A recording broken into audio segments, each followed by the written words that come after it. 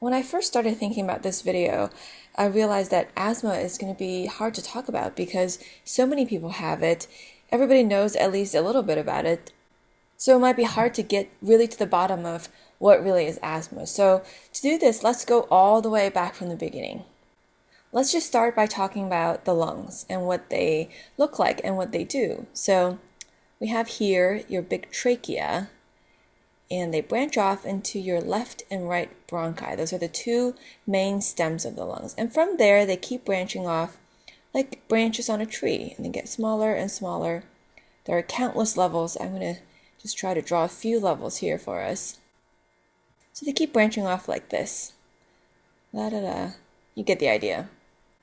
And when we inspire or when we breathe in, inhaling, it's kind of like a vacuum cleaner sucking air in. And these are all the tubes that are connected to us. So this is like the big hose. If you can imagine your vacuum breaks down into little hoses, that's basically what it looks like. So in our lungs, oxygen goes in when we breathe in. O2 is oxygen, 2 oxygens.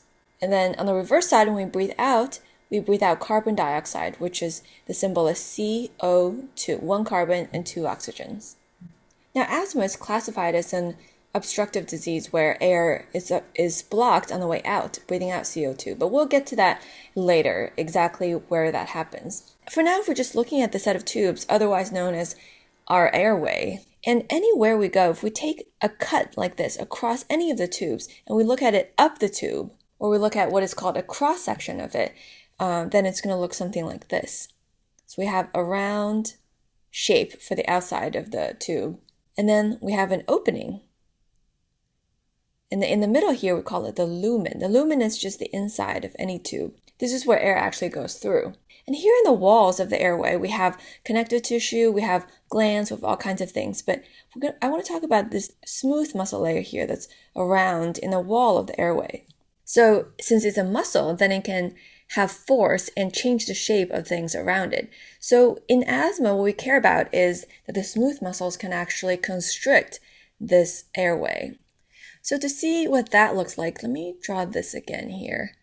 Again, if this is the outside of the wall, then a person who has active asthma happening at the moment, their airway is going to be smaller. The lumen is going to be smaller, maybe about, let's say, this big. And what has happened is that the smooth muscle around it is contracting hard and is clamping down on that lumen. To make matters even worse, when our body is inflamed, it secretes fluid. So into the lumen, which is usually supposed to be open and dry, we have extra fluid. So when the opening is already smaller, it's being flooded by mucus and fluid. And this whole picture together is what asthma looks like in our airways.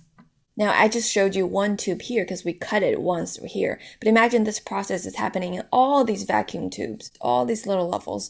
So the air is really having trouble moving. Actually, if you can imagine a vacuum, let me just draw one here. This is the very primitive model of our vacuum. And if you can imagine that this machine has a lot of power sucking air in, but when it's coming out, it's a passive process. So there's no power pushing the air out. So even though this constriction here will make it harder to suck air in, but at least it has a motor behind it, as opposed to when the air is coming out, it just has to passively leave through the smaller straws. So that makes it harder on the exhale. We'll come back to what that sounds like when you listen with a stethoscope. But first, let's talk about what causes this process. Why would your airway suddenly clamp down like that? Why would our body allow it, and what triggers it? So I promise that every time I talk about lungs, the first thing I will always say is smoking. Smoking can be a huge trigger for asthma. It doesn't even have to be firsthand smoke. It can be secondhand. In fact, kids who have asthma, if they're exposed to parents who smoke in the house, even parents who are smoking outside but then wear the same clothes inside the house, that can trigger asthma. Because these smoke particles are billions and billions of little things that don't belong in the lungs. And when they're in there, this process can happen. Also, because we live in a time where there's so much machinery around us, this is a car, if you can tell. So cars, exhaust, and pollution in general in the cities can be a huge trigger for asthma.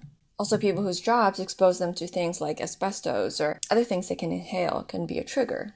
And I'm just going to start writing because I can't draw fast enough. We have paint, remember that everybody has different triggers. People who have asthma don't react the same way to the same things. And this one, I think, is really sad. Some people can be triggered by food. They can be allergic to foods, or things in beer or wine can trigger asthma in some people.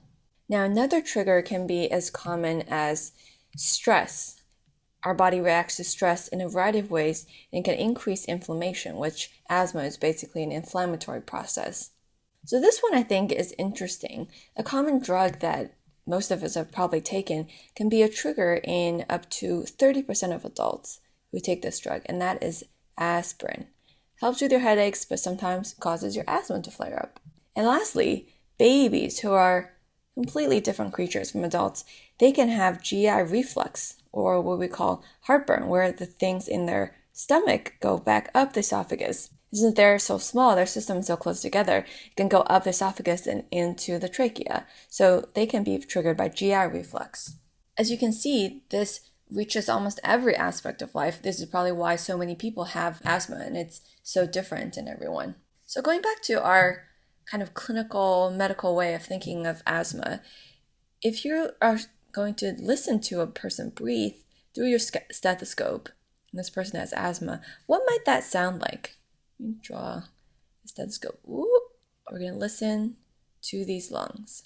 Now keep in mind, as I said earlier, there's fluid in here as well. So the smooth muscles constrict, but there's also fluid and mucus getting secreted into these tubes as part of our body's way of dealing with inflammation. So air and fluid together, what do they form? They form air bubbles.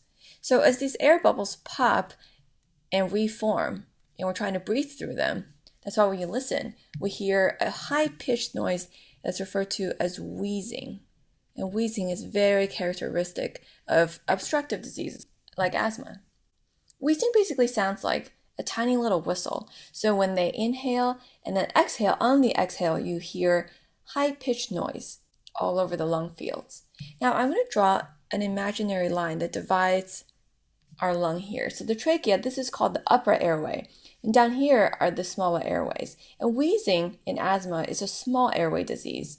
And it's a small airway disease that happens on the expiration, or when you breathe out.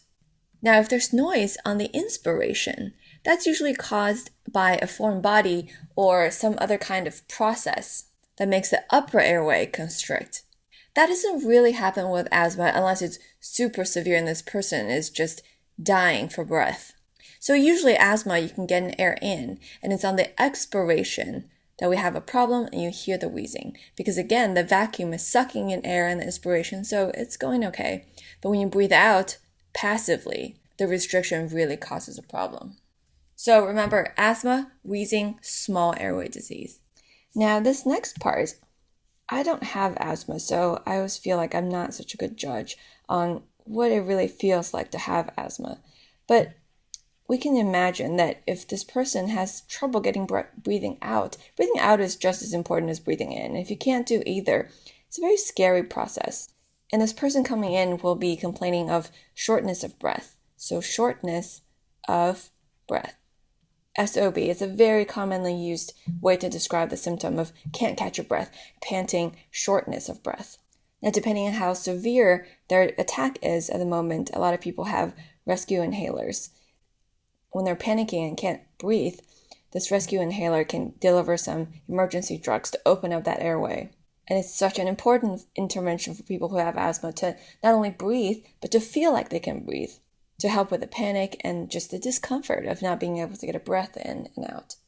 Now, lastly, I just want to mention that asthma, just from observation, seems to be related to two other diseases. There's asthma, there's eczema, which is a disease of the skin. You have excessively dry patches of skin that, again, flares up. They can be red and angry or dry and peely, the skin disease. And then third, we have allergies, or some people call it allergic rhinitis, which is more proper for because it involves your nose, rhinitis. But most people just call it allergies. And these three things, for some reason, seem to be good friends in that a person who has one is likely to have the other two. We don't really know why. We're still studying why that relationship exists, but it does, especially in children.